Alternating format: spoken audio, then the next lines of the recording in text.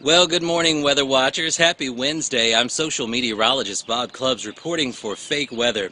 Well, I hope that you have been enjoying these last couple of days. Spring is in the air, and it has been for, nigh about 2 days now, and we get to enjoy about one more day of it today, as it will be very warm today. Today will be our warmest day of the week. Temperatures will probably be topping out over 80 degrees in most areas of the region today. And we do have a slight chance of some pop-up thunderstorms in the afternoon, just very widely scattered. Most sources are calling it a 20% chance of showers today. Big weather story starts up tomorrow. We have our chance of rain entering into the area, and that will persist on through the weekend. It looks like the heaviest rainfall will probably happen here in Cape and Jackson on Friday into Saturday. You know, the big story is that low pressure system that's going to be moving through, and it's going to be moving very slowly, and chances are it could actually stall out over the region, and if that happens, that's going to extend the chances for precipitation on through Sunday and maybe even a little bit into Monday. We'll have to keep an eye on that and see how it goes. But you can expect some fairly significant rainfall starting on Thursday and especially Friday and Saturday, as I mentioned. Some models are showing about 2 inches of precipitation, and in some cases locally even maybe up to 4 inches of rainfall. So this is definitely something worth monitoring. Those of you with weekend plans, do not plan very many outdoor activities. I know that particularly here in Jackson there are lots of dreams of beautiful pictures out in front of your beautiful shrubbery or your flowers over the weekend with your cute little kids in their prom dresses and tuxes.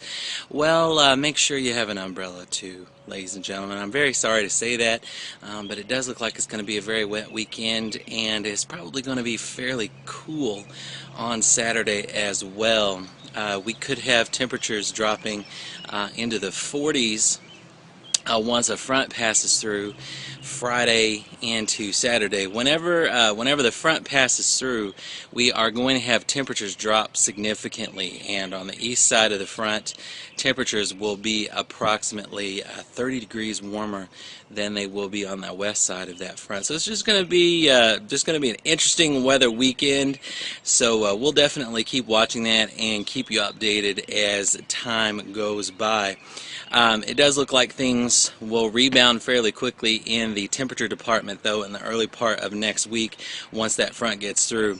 But everything that I have been looking at just shows the model's still kind of all over the place in terms of where that low is going to pass, and that's really going to impact what ends up happening.